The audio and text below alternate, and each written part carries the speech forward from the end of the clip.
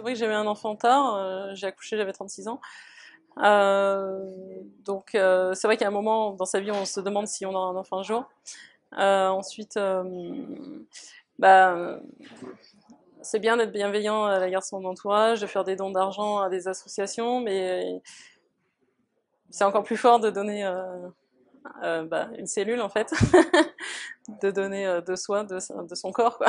Donc j'étais enceinte en 2009, hein, en 2008-2009 et j'ai vécu vraiment une grossesse très agréable et sans aucune complication. Voilà, et donc pourquoi ma démarche pour permettre éventuellement donc à une femme de connaître ce bonheur de la grossesse et ensuite d'avoir un enfant. De sentir l'enfant se développer, bouger, fabriquer un être, hein, ça y a rien de plus beau quand même.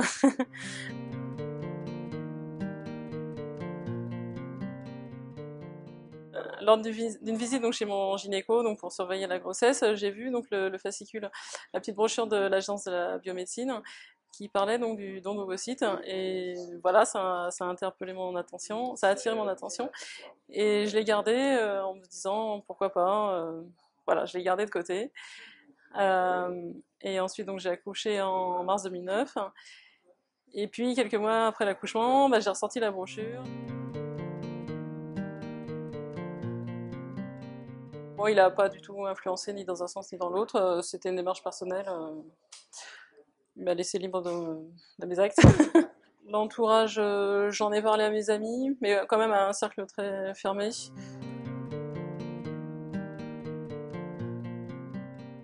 Dans cette démarche, en fait, il y a le double aspect, hein. Il y a le fait d'aider quelqu'un, une inconnue d'ailleurs, parce on la connaîtra jamais.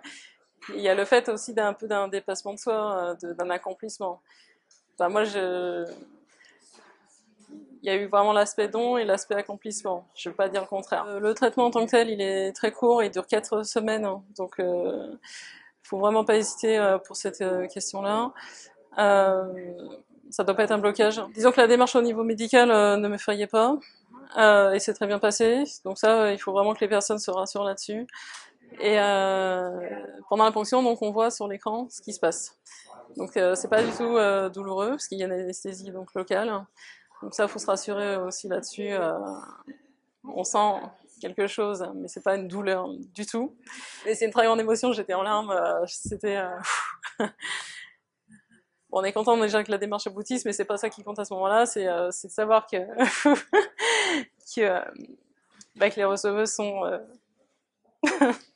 dans l'établissement au même moment, quoi. Donc que du positif, vraiment super émotion et super souvenir.